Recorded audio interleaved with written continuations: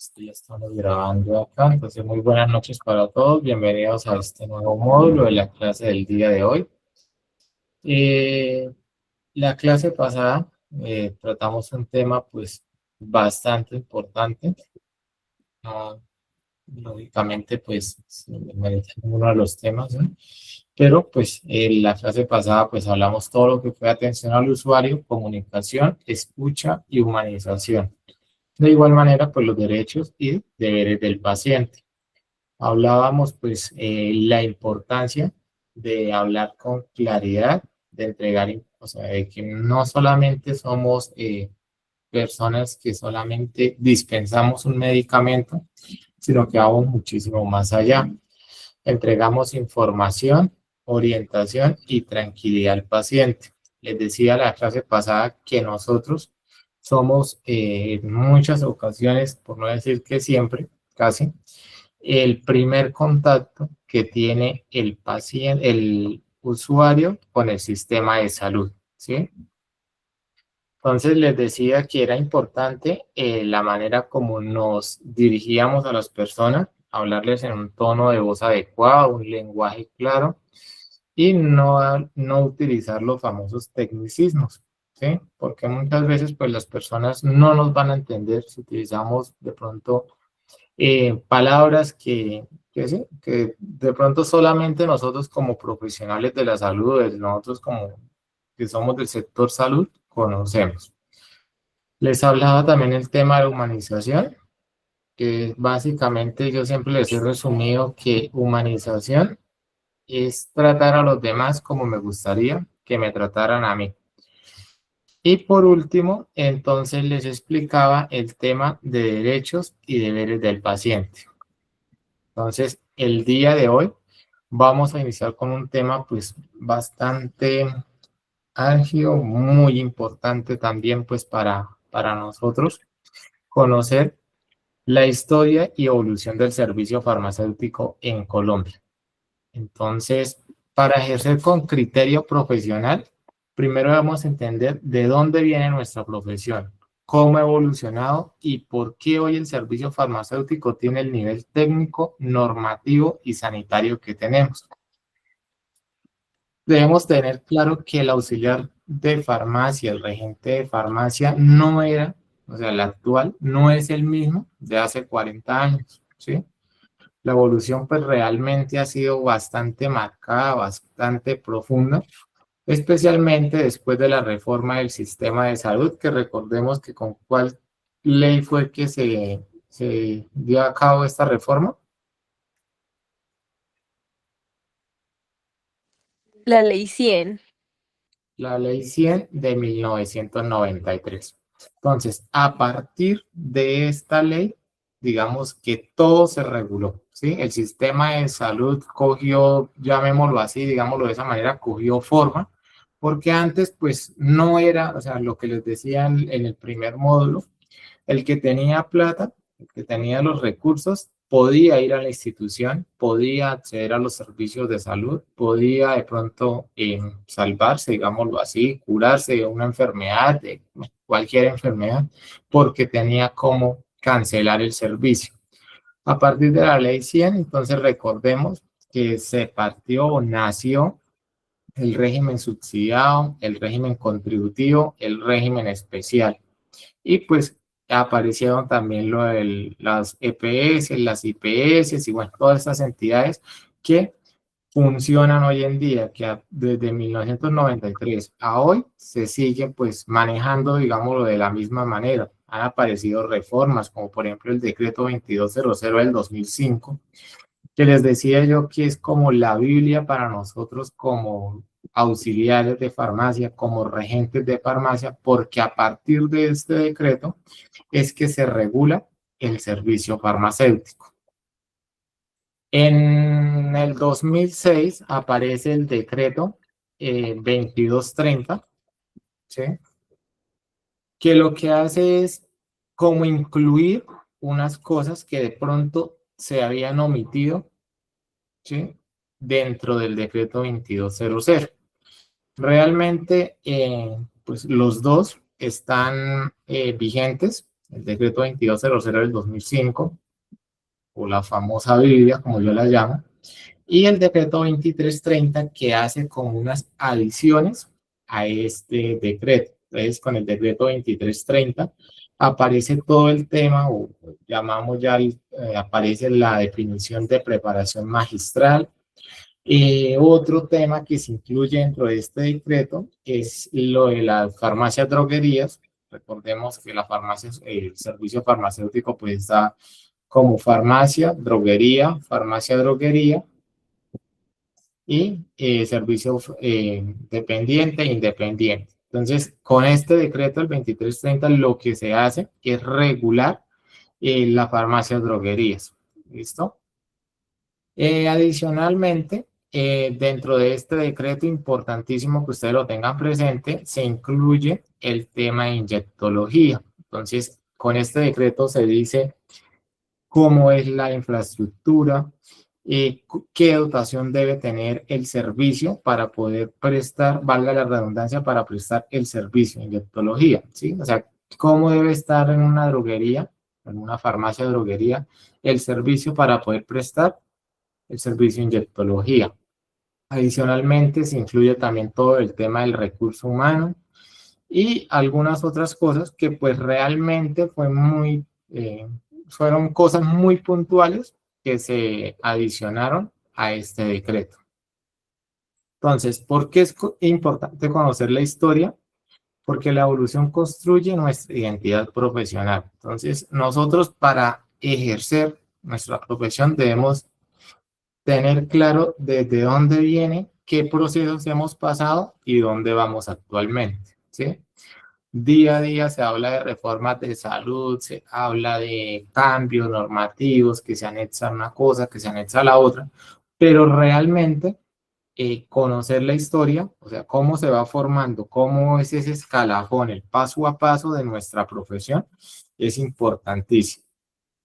Entonces, entender el origen profundo del servicio farmacéutico, reconocer los cambios normativos que nos rigen hoy, lo que les estaba diciendo ahorita, o sea, el servicio farmacéutico, y tengan eso muy claro, que parte del decreto, bueno, inicia con la ley 100 del 93, pero el decreto macro o el que nos rige la Biblia, que yo llamo, el decreto 2200 del 2005.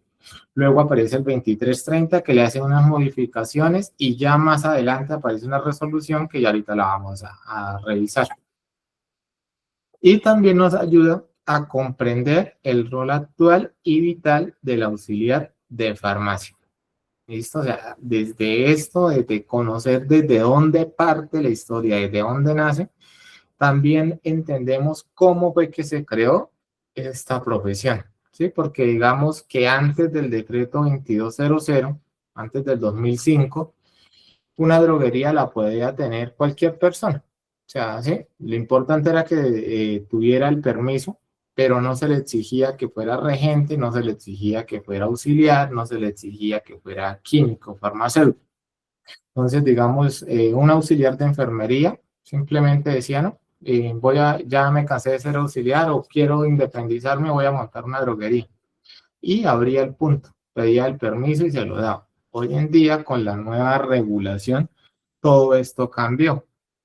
Entonces, ya aquí ya se habla de los auxiliares, de los regentes y los químicos, quienes somos los únicos eh, adecuados para ejercer esta profesión, ¿sí? Aquí ya no hablamos, la persona puede ser médico, puede ser enfermero, puede ser auxiliar, puede tener cualquier profesión de la salud, pero no puede desempeñarse o hacer las funciones que nosotros realizamos.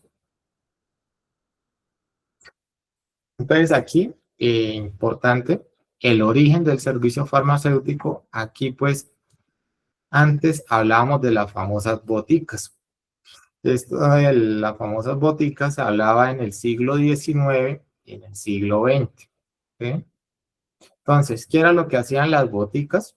Actualmente estas boticas ya no existen. Algunas droguerías conservan como ese nombre, digamos, la botica santanderiana, la botica, sí, pero ya como tal, es como el nombre. pero que esté regulado, que sea una botica como tal, no, porque actualmente recordemos que, digamos, si es un independiente, es droguería o farmacia droguería. ¿Listo? ¿Qué era lo que hacían las boticas? Entonces las preparaciones artesanales, los medicamentos se elaboraban de forma manual en el establecimiento, utilizando extractos naturales y químicos básicos. También estaban las fórmulas magistrales, que es la atención personalizada basada en prescripciones específicas para cada paciente, preparadas al instante por el boticario. Aquí no se hablaba del auxiliar, no se hablaba de un regente, sino se le conocía como boticario.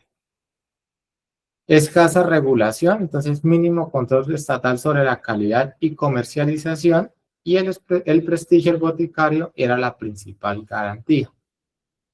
Y lo otro, pues la atención empírica, entonces conocimiento transmitido de generación en generación. El boticario o boticaria actuaba como consejero de salud de la comunidad. Entonces, digamos que antes el, el boticario, en este caso, eh, llamémoslo así, era pues en rangos, era como muchísimo más que el médico.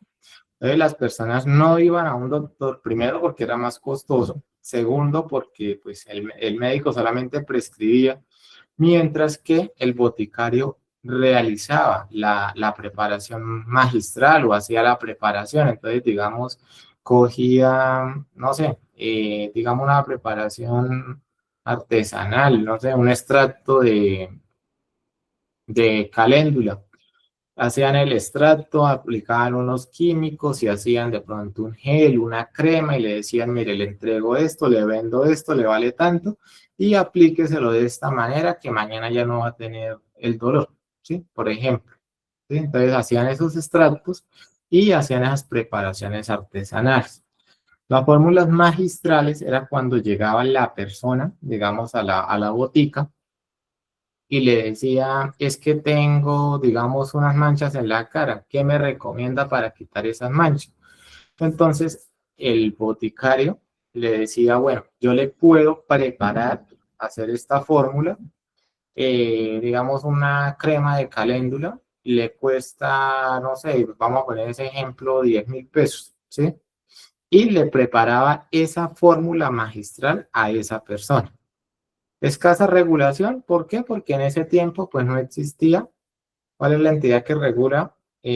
¿Cuál es el instituto que regula los medicamentos? El INVIMA. El INVIMA. Entonces, en este momento no aparecía, no se hablaba del INVIMA, ¿sí? ¿Por qué? Porque el INVIMA también apareció con la ley 100, ¿sí? La ley 100 también creó de una vez el INVIMA para que hubiese un organismo precisamente que hiciera esto, que regulara medicamentos y hiciera pues el respectivo control, la respectiva vigilancia. ¿Listo? Y atención empírica, de lo que les decía, entonces el abuelo, el bisabuelo, el tatarabuelo, entonces se iban transmitiendo este conocimiento de generación en generación. Entonces el tatarabuelo le dijo al bisabuelo que se hacía la crema de esta manera y así, y el abuelo entonces le decía, y así se fue transmitiendo el conocimiento. Entonces, acá pues viene una transición que es de 1970 a 1990, ¿sí? Entonces aquí viene la regulación incipiente, entonces aparece la etapa pre-ley 100, ¿sí? O sea, antes de crearse la ley 100 del 93. Entonces, aquí aparece un control sanitario, entonces inicia un monitoreo más riguroso sobre la producción y comercialización de fármacos, buscando garantizar estándares mínimos de seguridad para la población. Laboratorios, entonces aparece un gran auge de la industria farmacéutica nacional y llegada de multinacionales, lo que impulsó la necesidad de personal técnico más capacitado y la red hospitalaria. La expansión de los servicios de salud pública demandó una organización técnica de las farmacias dentro de los hospitales y clínicas. Entonces, en esta transición, antes de la ley 100, entonces ya se empezó pues a crear pues hablarse de pronto de una entidad que hiciera ese control sanitario. Ya cuando se empezó a crear ese control sanitario, lógicamente, ¿qué se hizo? Pues entonces los boticarios, las boticas empezaron a desaparecer y entonces esas boticas básicamente se convirtieron o cambiaron su razón a ser laboratorios, ¿sí? Entonces a preparar productos que tuvieran un máximo de calidad, que fueran seguros para la población y lógicamente las personas pues tenían que tener unos estudios para poder hacer estos medicamentos. Y la red hospitalaria, pues lógicamente se empezó a ampliar. Cuando ya se empezó a hablar de esta regulación, de un control sanitario, pues lógicamente se empezó a ver la necesidad de que hubiese profesional idóneo para poder ejercer dentro de estas entidades. Entonces, recordemos que antes, por ejemplo, y si ustedes le preguntan de pronto a sus abuelos, o a sus papás, por ejemplo, antes no habían, digamos, un hospital en un pueblo, ¿sí? Entonces les tocaba ir en caballo, en mula, 4 o 5 horas a un hospital X en otro municipio. Por eso antes, por ejemplo, las mujeres existían también las famosas parteras. ¿Por qué? Porque no habían instituciones de salud en los pueblos. Entonces, con esta transición se empezaron a crear o a ampliar la red hospitalaria, ¿sí? Y de esa manera, pues lógicamente se empezó a necesitar personal idóneo que ejerciera en estas instituciones. Luego aparece la Ley 100 del 93, que básicamente es el nacimiento del Sistema General de Seguridad Social en Salud. Entonces, con esta ley que se dio, entonces, una organización del sistema, entonces, creación del Sistema General de Seguridad Social en Salud, integrando salud, pensiones y riesgos profesionales. ¿Listo? Aseguramiento en salud, entonces, introducción del modelo de aseguramiento, garantizando el servicio o el acceso a servicios y medicamentos a través de las EPS y la formalización del servicio. Entonces, lo que les decía, antes de la ley 100, antes no se hablaba de un servicio farmacéutico, se hablaba simplemente de las famosas boticas. Con esta ley 100, el servicio farmacéutico se reconoce como un componente esencial y obligatorio dentro de la atención en salud. Hasta acá, dudas, preguntas, inquietudes, algo que quieran aportar.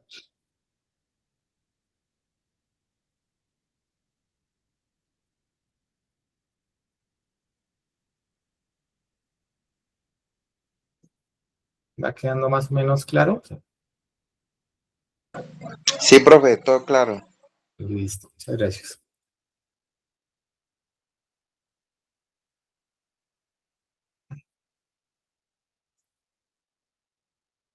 Entonces, el medicamento, entonces pasa de ser solo un producto comercial a ser una parte esencial del tratamiento integral. Entonces, con esta ley 100, ¿qué fue lo que se usó con esta ley 100? Básicamente, equiparar o lograr la igualdad y la equidad en los servicios de salud, que a ricos, pobres, se atendieran, pues, y en las mismas condiciones, básicamente. Entonces, que el medicamento que vale, digamos, 5 millones y sirve, digamos, para X enfermedad, para un paciente, entonces se le puede dar a la persona, al régimen contributivo o al que tiene cómo cancelar, así como también para el régimen subsidiado. Entonces, con esto se logró esa equidad en salud. Básicamente lo que se quiso con esta ley.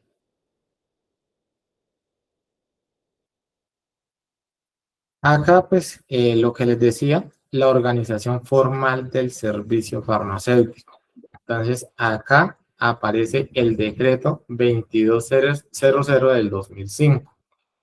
Este decreto organiza formalmente el servicio farmacéutico en Colombia y básicamente lo que dice es definir los tipos de servicios farmacéuticos, las funciones, las responsabilidades y los requisitos técnicos. ¿sí? Entonces, los tipos de servicios, pues recordemos que existen los servicios farmacéuticos dependientes, que son los hospitalarios, e independientes, que son las farmacias, droguerías y las droguerías. Entonces, con este decreto, básicamente fue lo que se logró, ¿sí? Como separar los servicios. Si, digamos, era un servicio farmacéutico dependiente que es hospitalario, pues lógicamente va a depender de una institución y lo que hace es dispensar estos medicamentos a usuarios de las EPS afiliados al Sistema General de Seguridad Social en Salud. Mientras que los servicios farmacéuticos independientes son aquellas farmacias, droguerías o droguerías donde el usuario, el paciente puede ir a comprar X de medicamento. ¿Listo? Establece unas funciones claras, importantísimo. Entonces, dentro de estas está establecer los procesos generales de selección, adquisición, recepción, almacenamiento, distribución y dispensación. Entonces, recordemos estas funciones que son importantísimas en nuestro día a día como auxiliares de farmacia, como regentes de farmacia. Entonces, tenemos la primera etapa, que es selección, ¿sí? Esta parte de selección es básicamente como buscar o definir los medicamentos necesarios según el perfil epidemiológico, ¿sí? Entonces, digamos que acá en esta zona es una zona, digamos, donde hay muchas personas, digamos, con hipertensión, con triglicéridos altos, bueno, entonces uno empieza a mirar ese perfil, ¿sí? Y entonces con base a eso es que se van pidiendo o se va haciendo el pedido, ¿sí? Los medicamentos se van seleccionando. Porque, por ejemplo, yo en una droguería, yo pedí un medicamento, por ejemplo, la enoxaparina, que es un medicamento un poco costoso, que es un medicamento que se maneja en un tercer nivel. Y acá donde yo estoy, y si yo tuviese una droguería, un servicio farmacéutico independiente, lógicamente es un medicamento que probablemente no vaya a rotar, no vaya a salir.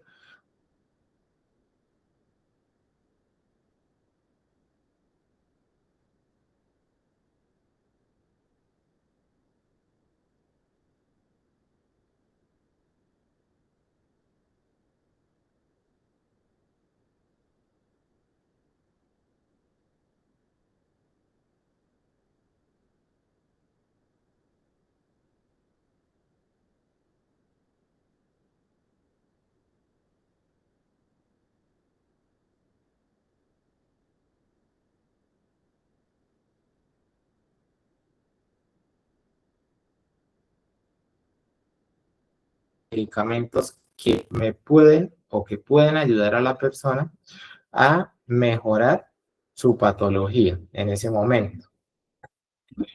Hablamos acá también del proceso de adquisición, que básicamente es el proceso de compra técnica planificada y controlada. Es cuando yo le digo al proveedor farmacéutico, ¿sí? Al dispensario, le digo, necesito que por favor me envíe los sartán de 50 miligramos, los sartán de 100 miligramos y asimismo los sartán más hidroclorotiazida.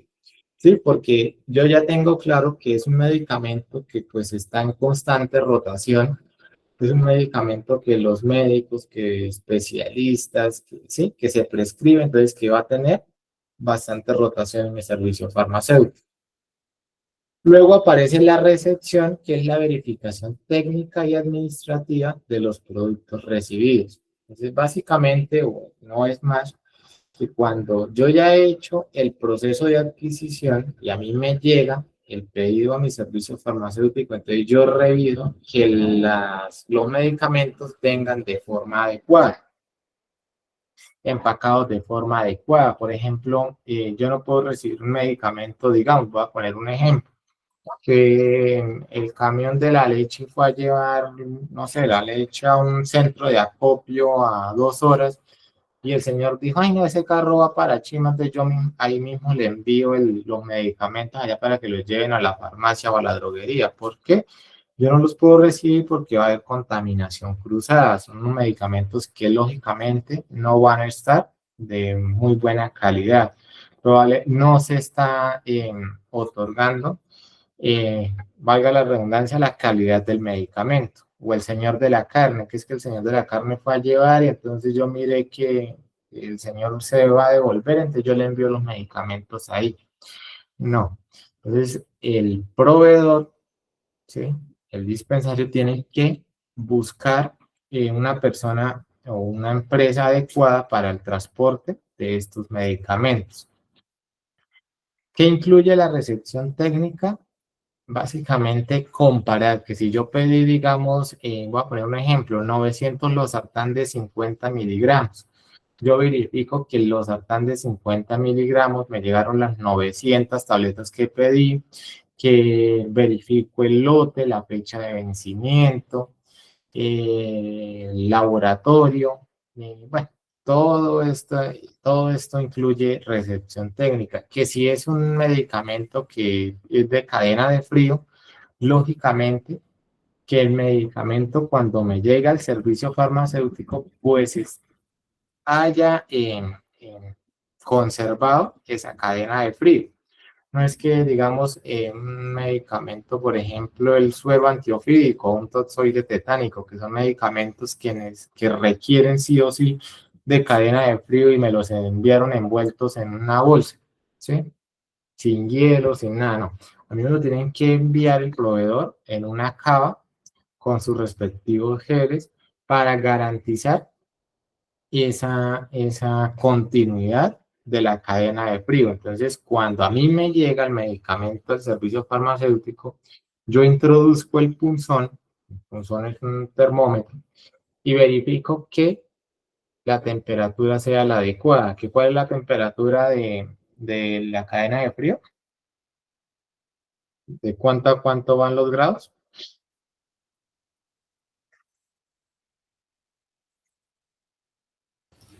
De 2 a 8. De 2 a 8 grados centígrados. Entonces, si a mí me llegó el medicamento a 9, a 10 grados centígrados, le digo, qué pena, señor proveedor, no le puedo recibir el medicamento porque no se conservó la cadena de frío.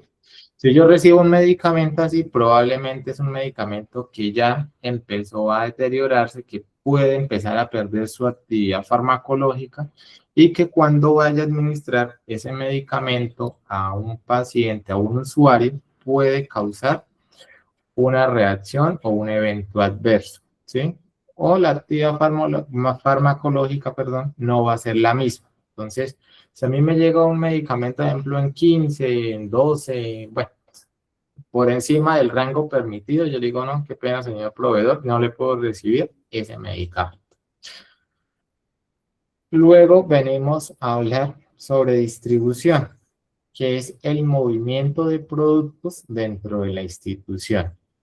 Entonces, básicamente es este proceso de distribución, es todo el proceso de organización, bueno, después de hacer la recepción técnica, de colocar mis medicamentos en el stock, de llevar mis medicamentos, lo que no voy a dejar en el stock al almacén, ¿sí? De llevar un inventario adecuado. Entonces, pues actualmente digamos que ya se maneja bastante sistematizado. Antes tocaba con unas tarjeticas Cardes. Hay instituciones que aún lo manejan, las famosas tarjetas Cardes. Hoy en día, pues básicamente todo se hace a través del sistema. Pero si no tenemos un sistema, pues nosotros tampoco podemos decir, no, por ejemplo, si vamos a abrir una droguería, pues yo no puedo decir, no, es que yo no puedo eh, abrir la droguería porque no tengo sistema, no. Yo puedo implementar para llevar ese control adecuado las tarjetas CARDS. ¿Qué me permite esas tarjetas? Tener un conocimiento de cuánto tengo en el stock de medicamentos y cuánto tengo en mi almacén, sí, en mi almacén. Entonces, cuando, digamos, tenían, no sé, 900 acetaminofén en el stock, pero hoy dispensé o vendí muchísimos medicamentos, entonces voy a sacar, entonces me voy para mi almacén y resulta que en el almacén tenía 2.700, entonces anoto que voy a sacar 900 y que me quedan 1.800 allá en la farmacia. Con eso que me permite tomar también decisiones adecuadas y para la gerencia también, pues lógicamente tener un conocimiento, un control de esos medicamentos. ¿Listo? Y por último hablamos de dispensación. La dispensación no es más que la entrega informada al paciente para su uso correcto. Entonces, este proceso de dispensación básicamente es cuando yo le digo al señor Pepito Pérez, el médico, o le hago la entrega de, digamos, 30 torbasatinas de 40 miligramos. También le entrego los sartán de 50, 60 tabletas y le entrego el ácido acetil salicílico. Cuando yo empiezo a hacerle esa entrega, le voy explicando, esta tableta se toma una tableta en la noche, por ejemplo, la torvastatina de 40. Los sartán de 50 se toma una en la mañana y una en la noche, cada 12 horas. Y el ácido acetil salicílico se toma una tableta encima del almuerzo, una hora después del almuerzo. Así es cuando yo le doy esa información al paciente. También incluye, pues, lo que les decía la clase pasada, que si de pronto el paciente no sabe leer, no sabe escribir, ¿sí? Es una persona que vive sola, tiene de pronto problemas de visión, bueno, pueden causar, haber muchísimos casos. Entonces yo simplemente, por ejemplo, si le voy a dispensar carvedilol de 6.25, un ejemplo. Entonces el señor me dice, ¿y esto para qué es? Entonces, yo, ¿cómo me lo tomo? ¿O qué es esto? Entonces yo, por ejemplo, cuando es eso, entonces yo llego y cojo el empaque, la cajita, le dibujo, por ejemplo, un corazón. Entonces yo le digo, mire, este que tiene un corazón dibujado es para el corazón. Esta se va a tomar una tableta diaria, ¿sí? En la mañana, entonces le dibujo un sol, por ejemplo. Entonces de esa manera el paciente va a saber cómo tomarse ese medicamento. Y pues lógicamente, cuando el paciente tiene una adherencia farmacológica, cuando se administra bien el medicamento, pues es un paciente que va a alcanzar un nivel de vida óptimo, que probablemente sea un paciente que no se va a descompensar por esa patología. Entonces, desde ahí parte la importancia de explicarle muy bien al paciente cómo se debe administrar esos medicamentos, ¿sí? De eso depende muchísimas veces también que la actividad farmacológica de ciertos medicamentos, bueno, los medicamentos sea la adecuada, que se logre pues ese control o ese, ¿sí? De la patología de la persona. Y por otra parte, tenemos las responsabilidades. Las responsabilidades con este decreto 2200 regula las obligaciones del personal técnico y profesional, elevando los estándares de calidad y seguridad. Entonces, con este decreto ya empezamos a hablar de regentes de farmacia, de químicos farmacéuticos y auxiliares de farmacia, ¿sí? Entonces, este decreto estableció de manera clara, precisa, quién podía ejercer en cada uno de los servicios farmacéuticos. Entonces, ejemplo, un servicio farmacéutico dependiente de primer nivel, el decreto 2200 dice que el director técnico de este servicio puede ser un regente de farmacia o un químico farmacéutico. Mientras que si hablamos de servicios farmacéuticos dependientes, que son de un tercer nivel, por ejemplo, acá en esta zona, digamos, el Hospital Manuela Beltrán del Socorro, sí o sí, el director técnico de ese servicio farmacéutico debe ser un químico farmacéutico, ¿sí? Allá no pueden, o sea, no pueden contratar a una persona para que sea el director técnico diferente al químico. Lógicamente que está el químico y bajo su responsabilidad, llamémoslo así, están los regentes y están los auxiliares, ¿sí? Estamos en el Hospital del Socorro y ahí está el químico, hay 3 regentes y 4 auxiliares de farmacia, ¿sí? Entonces, puede haber personal, digámoslo así, inferior, pero inferior, cuando digo inferior es inferior al nivel profesional, eh, bajo la supervisión del químico farmacéutico. En un primer nivel podría, digamos, si el flujo de pacientes es bastante, se podría contratar al regente y asimismo contratar al auxiliar de farmacia. Y el auxiliar de farmacia, pues lógicamente va a estar bajo la supervisión del regente de farmacia.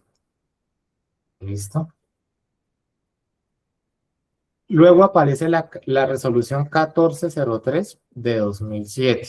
Entonces, con esta resolución básicamente se establecen las condiciones esenciales, los procedimientos y las buenas prácticas. El servicio farmacéutico deja de ser solo dispensación y se convierte en proceso asistencial, parte del sistema de calidad y actor en seguridad del paciente. Entonces, con esta resolución se hablan de las condiciones esenciales. Entonces, establece los requisitos mínimos de infraestructura, dotación y recurso humano para el funcionamiento legal. ¿Sí? Entonces, con esta resolución, básicamente lo que les estaba diciendo ahorita. Entonces, digamos que se establece que para el servicio farmacéutico, digamos un primer nivel, sí o sí tiene que ser regente o químico farmacéutico. Para un tercer nivel, tiene que ser un químico tercer, cuarto, quinto nivel, tiene que ser químico farmacéutico. Procedimientos técnicos, entonces, detalla los pasos obligatorios para la recepción, almacenamiento, distribución y dispensación segura de medicamentos. Entonces, con este, pues básicamente lo que les estaba explicando hace un momento. Entonces, con este se debe tener muy presente, ¿sí? Conocer el perfil epidemiológico, el proceso de compra técnica planificada y controlada, que es el proceso de adquisición, el proceso de recepción, que es la verificación técnica y administrativa de los productos recibidos, el almacenamiento, que no es más sino la conservación, orden y control de inventarios, la distribución, que es el movimiento de productos dentro de la institución, y por último la dispensación, que es la entrega informada al paciente para su uso correcto. ¿Listo? Y también establece unas buenas prácticas. ¿Qué es lo que nos dice esta resolución? Entonces, adopta el manual de condiciones esenciales y procedimientos como guía técnica de cumplimiento obligatorio. Entonces, a partir de esta resolución, se adopta o nace o se regula el manual de condiciones esenciales y procedimientos. Y entonces, este manual me va a decir cómo se lleva a cabo, digamos, el proceso de adquisición, cómo se lleva a cabo el proceso de selección de pues, cada uno de los pasos que les estaba explicando.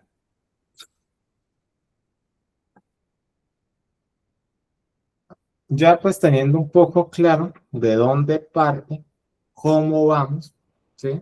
En tema de ley, cómo ha evolucionado, entonces es importante tener que la evolución del rol del auxiliar de farmacia. Entonces, antes tenía un enfoque, llamémoslo así, un enfoque comercial y pues lógicamente o básicamente era la entrega básica de medicamentos. Entonces, la prioridad en la venta y rotación de productos. El auxiliar actuaba principalmente como vendedor. ¿Listo? La entrega básica, entonces, despacho mecánico de medicamentos sin mayor interacción técnica con el usuario. Y un rol pasivo, limitado a tareas operativas de inventario y limpieza del establecimiento. ¿Sí? Entonces, básicamente, antes al auxiliar se contrataba solamente era que limpiara los estantes, para que llevase al día el inventario, para que vendiera productos, hiciera la adecuada rotación, si se le ven, o sea, digamos que hay instituciones que aún lo manejan de esa manera, pero digamos, si a usted se le vencía voy a poner un ejemplo, el acetaminofén solución de 120 tenía 10 frascos y a usted se le vencieron los 10 frascos, le cobraban esos 10 frascos al auxiliar. ¿Por qué? Por no llevar una adecuada rotación de ese inventario. Y nada más era solamente como, sí, mira, aquí le entregó esto el médico ordenó esto, le entregó esto y ya. ¿Listo? ¿Qué cambió con esta resolución 1403? ¿Sí? La verificación técnica. Entonces pasamos de un enfoque netamente comercial a una verificación técnica. Entonces, análisis riguroso de la prescripción y validación de la seguridad del medicamento. ¿Sí? Entonces, antes lo que interesaba era vender y ya. No, hoy en día el auxiliar hace parte integral de todo este proceso de salud. Entonces, la responsabilidad que tiene el auxiliar de farmacia, la responsabilidad que tiene el regente y la responsabilidad que tiene el químico en temas de dispensación de esta verificación de la prescripción y validación de la orden médica es la misma, ¿sí? Digamos, voy a poner un ejemplo. El médico prescribe, no sé, carvedilol de 25 miligramos. Resulta que el carvedilol de 25 miligramos se debe administrar una tableta al día, pero el médico, digamos que por equivocación anotó que eran 4 tabletas diarias, ¿sí? Entonces, yo como regente o yo como auxiliar o yo como químico, cualquiera que haga parte de este proceso de dispensación de medicamentos, yo tengo que decirle, ir a decirle al médico, por ejemplo, si es acá en una institución, decirle, este doctor, qué pena, esta orden o este medicamento está mal prescrito. ¿Está seguro que, por ejemplo, son 4 tabletas? Él le va a decir, lógicamente, no, qué pena, sí me equivoqué, era una tableta diaria, ¿sí? Entonces, desde ahí nosotros partimos como en esa verificación. ¿Por qué? Porque es que si nosotros dispensamos las 4 tabletas, ejemplo, del carvedilol, que serían, el blister viene por 30, serían 4, 120 tabletas, cuando lo correcto sería dispensar en 30. Primero, digamos, si es una institución de un hospital, una farmacia, pues primero vamos a hablar de pérdidas económicas. Segundo, lógicamente le vamos a causar un daño a ese paciente. Probablemente si el paciente se me administra esas 4 tabletas, al señor probablemente me va a llegar acá por urgencias, el paciente puede morir, el paciente puede terminar en una UCI. Sí, entonces desde ahí, no que porque el médico lo prescribió, yo lo entrego de esa manera, no. Yo tengo que validar, y por eso yo les decía antes, en clases pasadas, la importancia de validar siempre la cantidad de medicamento y que sea la dosis correcta. Si el médico prescribe que es una tableta diaria por 30 días, pues son 30 tabletas. Si él por equivocación escribió 60 o 90 o 120, o bueno, cualquier número que sea diferente a 30, pues lógicamente ahí ya hay un error y yo no puedo dispensar un medicamento o una orden médica si está mal prescrito. Acá, básicamente, antes era la entrega básica, entonces simplemente lo que interesaba era despachar medicamentos. Acá no. El auxiliar acá juega un papel importantísimo y es la educación al paciente. Información activa sobre uso racional, almacenamiento y prevención de riesgos, ¿sí? Si es un medicamento que, digamos, necesita estar refrigerado, por ejemplo, las insulinas, yo lógicamente, yo no le puedo, si el paciente sí se me ponga bravo a mí, mejor dicho, venga pataleando y digamos el médico prescribió insulinas, yo no le puedo entregar al paciente las insulinas y que las lleve en una caja, sí, una caja, una bolsa. ¿Por qué? Porque va a perder la cadena de frío. Cuando es medicamentos que necesitan refrigeración, el paciente siempre tiene que traer su caja, su cava con el gel. ¿Para qué? Para conservar esa cadena de frío y que no se pierda la actividad farmacológica, que de pronto no se vaya a deteriorar el medicamento. Entonces, y yo le dispenso el medicamento y le digo también, este medicamento lo va a mantener refrigerado. Entonces, la insulina, digamos, insulina de la argina, le entrego la insulina de la argina, se debe administrar tantas dosis y es importante que se lo administre, digamos, a tal hora, o el médico indica que se lo debe administrar a tal hora. Y lo ideal o lo que se debe hacer con este medicamento es mantenerlo en la nevera, no congelado, en el refrigerador. Muchas personas lo meten al congelador y después lo sacan para que se descongele, se lo aplican y vuelve y lo meten al congelador. Entonces, en ese proceso, el medicamento se va deteriorando y ya después el medicamento no va a hacer ninguna actividad farmacológica. Lo que he recalcado muchísimo el tema de los antibióticos.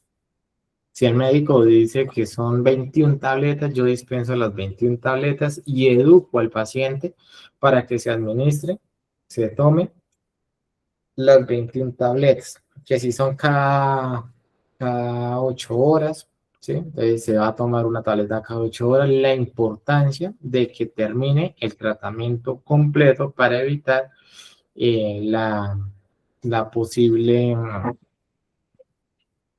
eh, se me fue,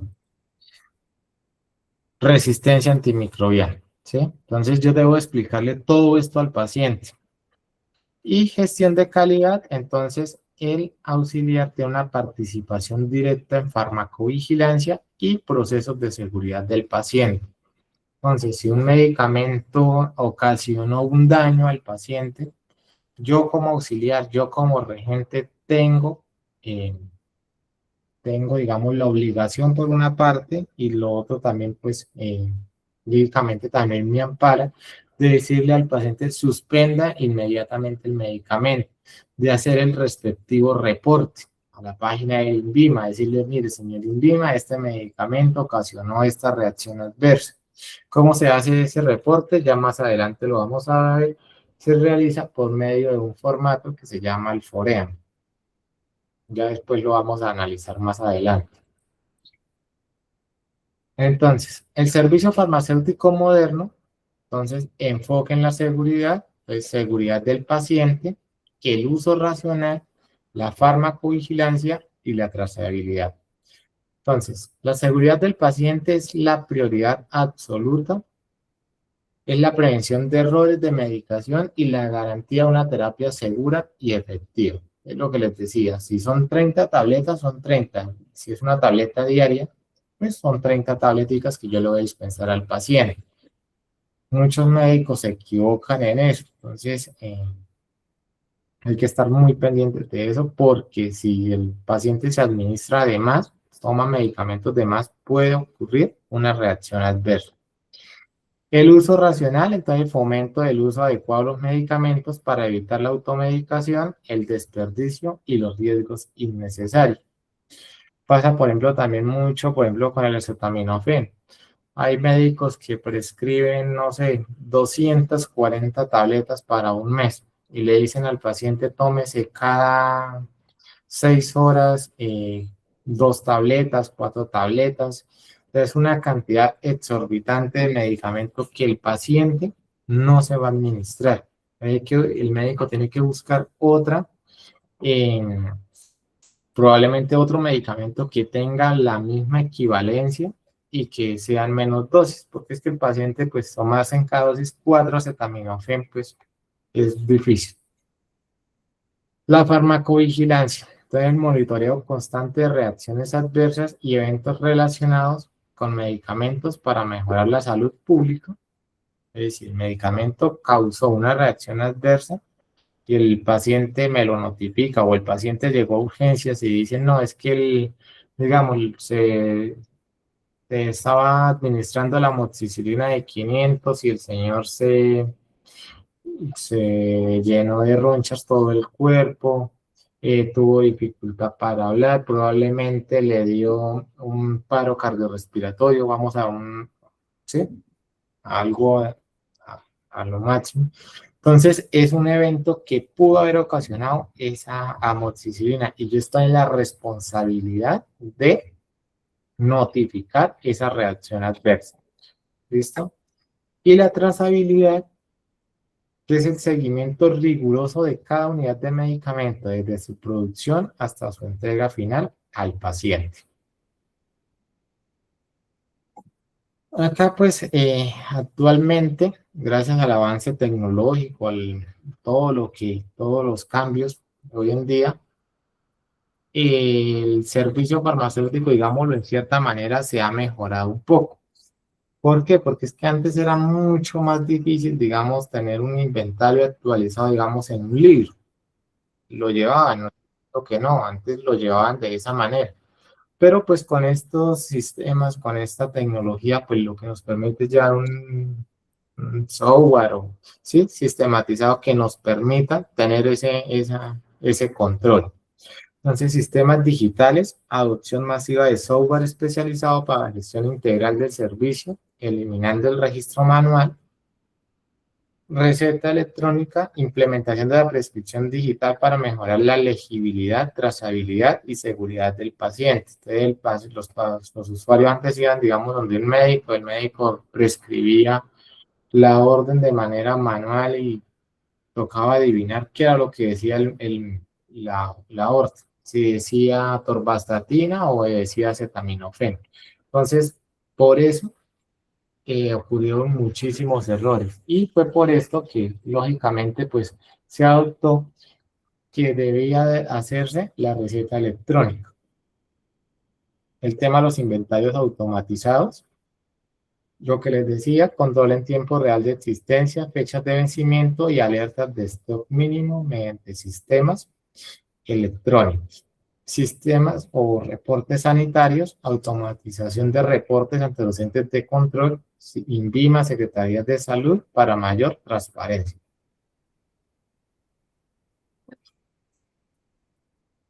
¿Es hoy el servicio farmacéutico más técnico que comercial? Entonces, el enfoque técnico prioriza la seguridad del paciente, el uso racional y el cumplimiento estricto de la normatividad sanitaria. El enfoque comercial se centra en la rentabilidad, el volumen de ventas y la gestión administrativa del establecimiento. Entonces, ¿ustedes qué creen? ¿El servicio farmacéutico hoy en día tiene un enfoque más técnico o más comercial?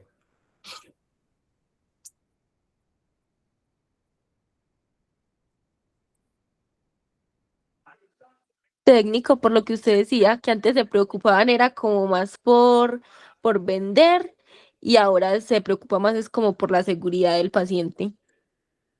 Sí, señora.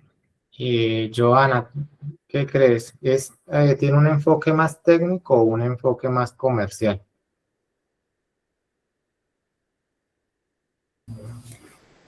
Yo diría que también es técnico, ya todo lo tienen pues muy reglamentado.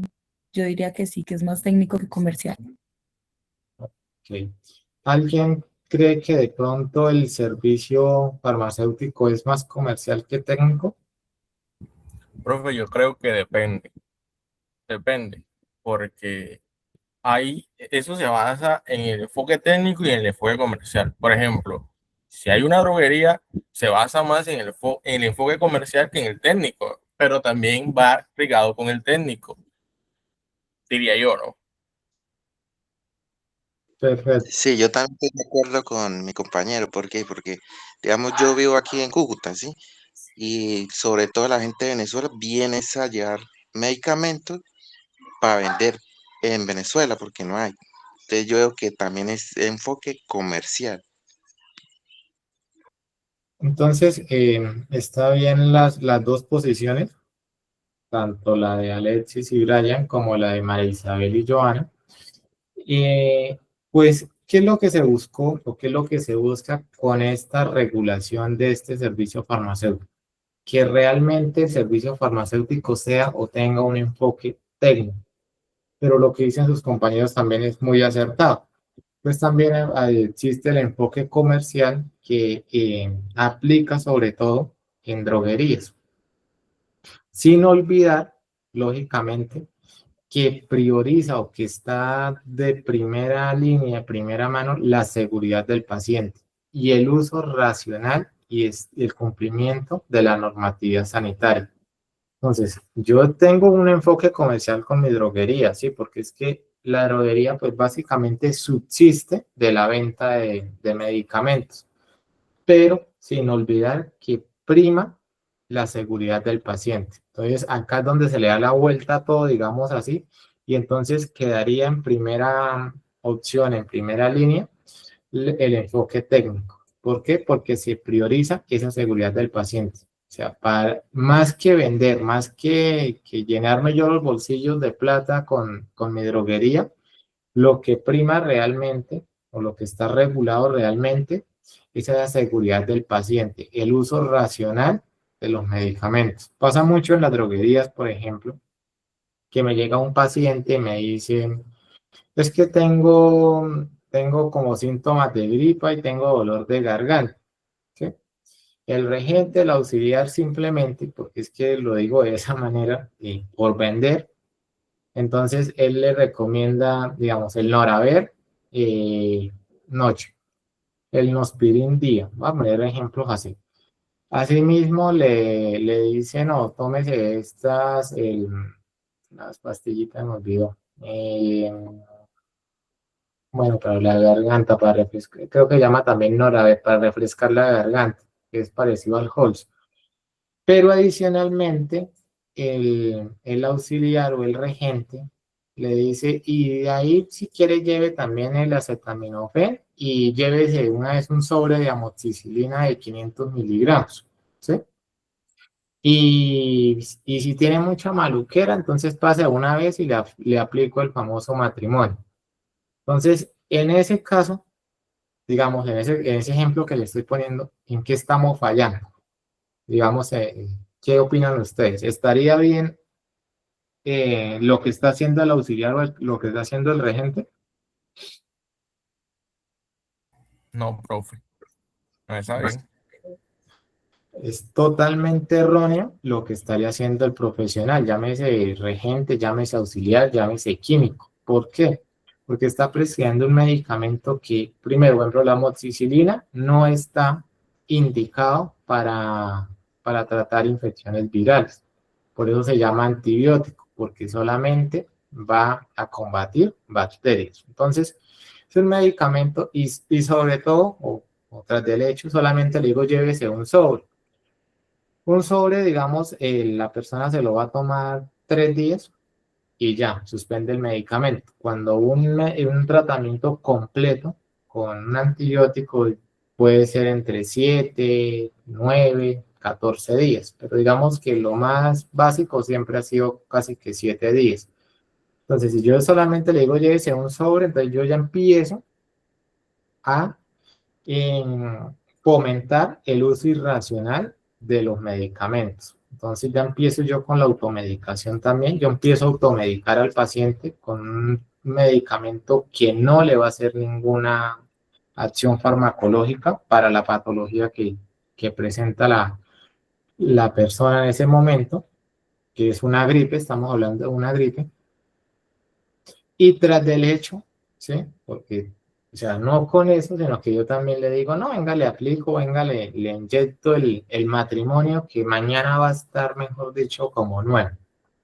Y tras del hecho le administra los dos medicamentos disueltos en la misma jeringa, se los aplica en la misma nalga al paciente. Entonces yo le puedo estar ocasionando un daño a ese paciente, un daño irremediable. Ese paciente puede terminar en una UCI. El año pasado, creo que fue, salió una noticia de un paciente donde le administraron ese medicamento.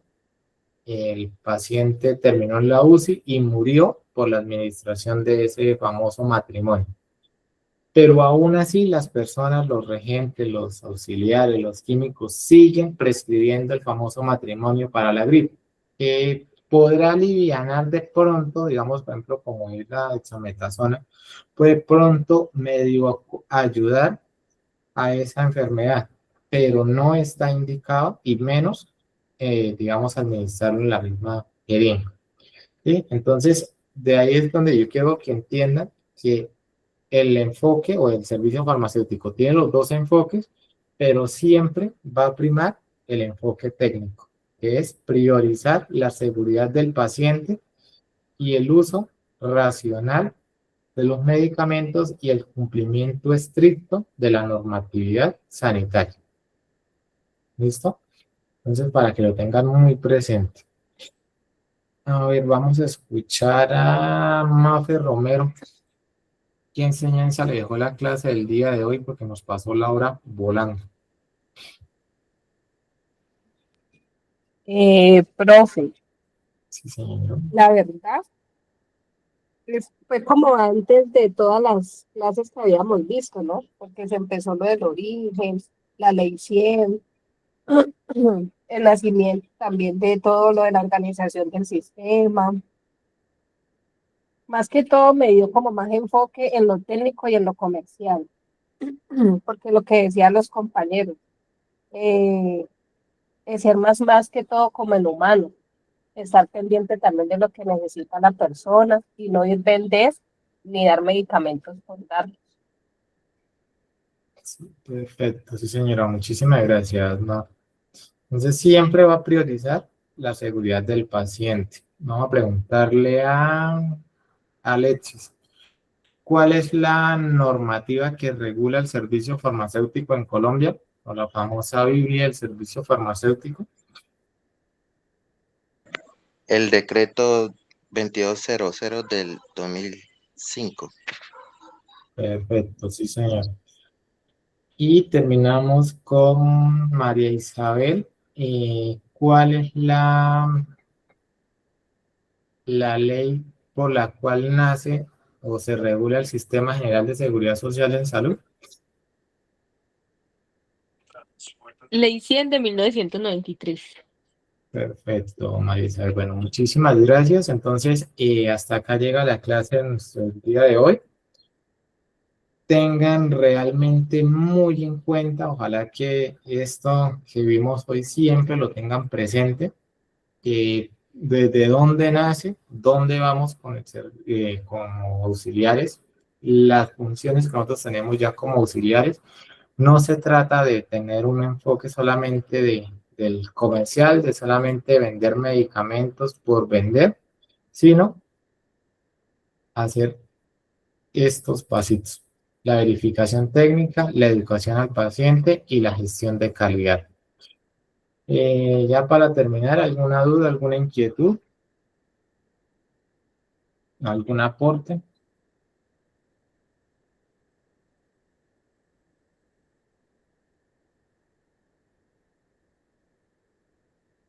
Ninguno. Bueno, entonces dejamos hasta acá el día de hoy. Muchísimas gracias por haberse conectado. Nos vemos el próximo martes a la misma hora y por el mismo canal. Feliz resto de semana. Gracias, profe. Bueno, que estén muy bien. Listo, profe, chao. Chao.